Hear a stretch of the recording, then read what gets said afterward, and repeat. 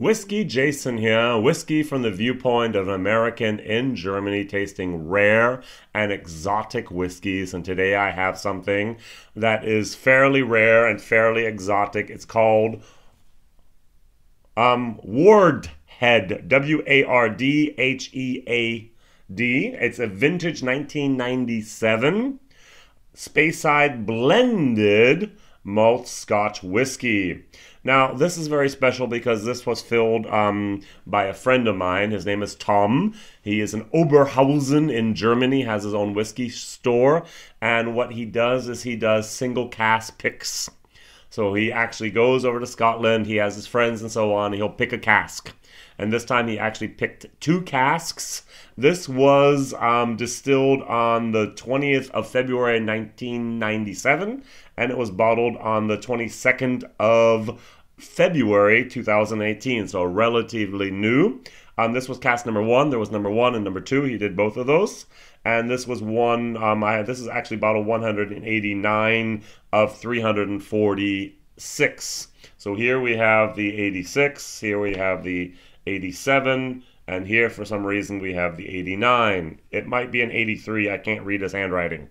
All right, very, very good. And the interesting thing is this is cask strength, which means it's 54.8% ABV. Now, what happens in a cask pick? He goes over there and buys a barrel. The barrel costs 9,500 euros. Then he has to pay a little bit of money to have it filled into the bottles, which is because another 1,000 euros.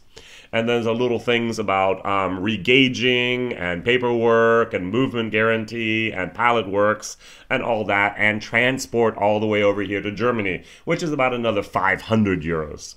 Now, then you have to pay something called the alcohol tax, which is not something you have to forget over here in Germany, because it's 1,775 euros alcohol tax just on that one cask. So that comes up to a total of 12,634 euros. Then you have to pay VAT, which is your value added tax, which over here in Germany is 19%. So on top of that 12,634 euros, there's another 2,400 euros just on taxes you have to pay because it's going to be sold. And so you have a grand total for one cask of 15,000 euros. You get a total of 346 bottles out of that, which means you get a bottle price of 43 euros and 45 cents. This is a 21-year-old Speyside teaspoon whiskey. That's why it says here, blended malt Scotch whiskey, even though there's only one cask. So this distillery that does not want to be named, and we do know if we research a little bit that Wardhead is actually a signal code for Glenfiddich. And so this is a 21-year-old Glenfiddich, cask strength with a teaspoon of something else poured in it. That's why it's a blended single malt. And so I actually bought a half of a portion and a half of a share. So it was a cask share, not a bottle share. And that equaled up to 3 bottles. So I actually paid 130 euros around Christmas time. And then I paid another 35 euros now. And I got these 3 beautiful bottles. So I forgot to pour, so I'm going to do that right now. For a 21-year-old Speyside cask strength, single cask, basically Glenfiddich. What else can you ask for? I mean, come on. And so, very, very nice. And the nose, it's spicy, it's vanilla. It's actually a very, very, very nice. Somewhere I have the Glenfiddich 18, and I don't know where it is at the moment. I'm sorry, it's not even here. It's very, very similar to that. Good stuff.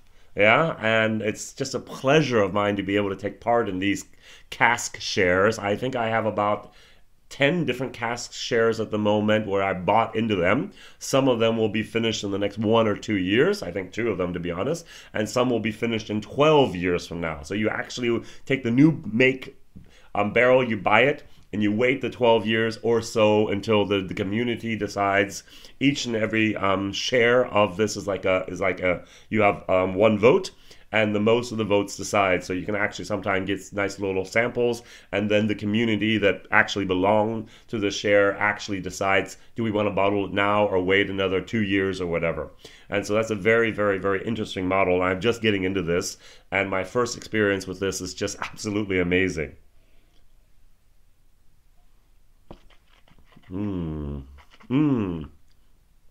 Have you ever had a Glenfiddich cask strength? Oh, that's good. So I'm going to put a little bit of water in here.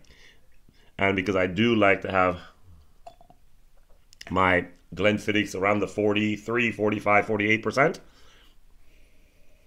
Oh, okay, I get almonds. I get vanilla. I get powdered sugar. I get an oily vanilla.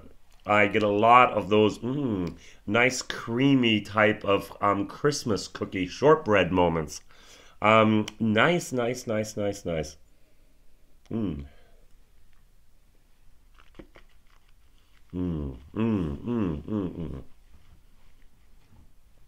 Wow. Perfect.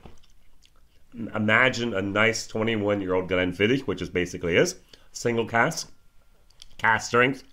You can put as much water, as little water in there as you want, and it's just beautiful. All right, and that for 45 euros per bottle. I bought, this is from Signatory, this is from Glenfiddich. This is also a 20-year-old bottle. This was 50 euros over here with 43%. I'm just going to have a nice little tiny taste contest. And this was a good recommendation of a friend of mine who is also a YouTuber and blogger and so on, Malte, from A Dream of Sea, also in German, I'm sorry. And he highly recommended this because he said, find a 20-year-old, this is double cask, 2 hot heads mixed together, married together. Try to find a single or double cask bottling of anything 20 years old under the price of 50 euros. He said it's almost impossible. And he really, really liked this. And I was also pleasantly surprised, and I liked it as well. And on the nose, I get so much more smoothness, sweetness, spiciness here. This is a very, very good malt whiskey. As I said, blend, because I put a teaspoon in that one cask, and therefore they cannot name the name, which is a good, interesting concept there.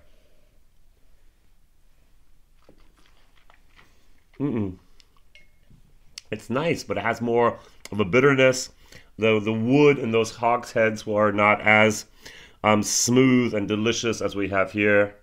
Maybe even the base, the new make was not as rich as the Glenfiddich. I was actually in Limburg at the whiskey fair, and I did the master class basically for Glenfiddich.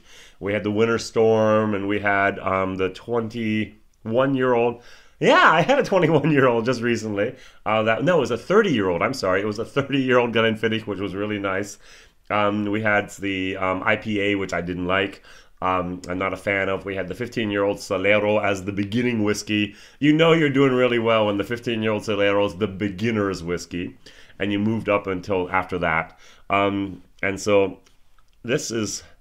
And I had the new make there, and I really enjoyed it. I actually had you put 4 glasses for all of us, and people could take a little bit. And for some reason, 2 of those glasses ended up right in front of my plate, and I was able to nip and to try and to water it down because it was cask strength new make, and I was able to enjoy it between some of the courses of our 4-course meal that we had.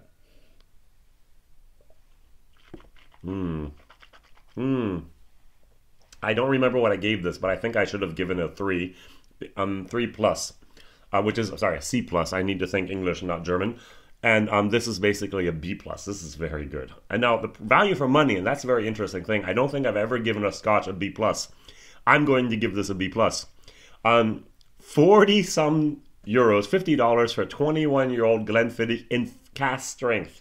Barrel proof for my American friends, 53.4%. This is amazing. And now I'm kind of kicking myself in my butt, because if I had known that this is so good, I would have bought the whole portion, which would have been 6 bottles, because this stuff is really, really, really good. Not bad for 50 euros. Excellent for 45 euros. So, Whiskey Jason here, whiskey from the viewpoint of an American in Germany tasting rare and exotic whiskey. One cask, that's all I got. I got three of the 346 bottles out of it, and I'm very, very pleased with it. My question is, what do you think about barrel picks? What do you think about buying a share of a barrel pick? Can you go to your local liquor store and say, hey, I would like to buy 1/10 of the barrel you're going to take, and I have a couple other guys here that's going to do the same. I know that some whiskey clubs do that also in the States, but usually with bourbon. I do not remember hearing anything about any of the barrel picks from Scotland making its way to the States, but I'm sure that's possible as well.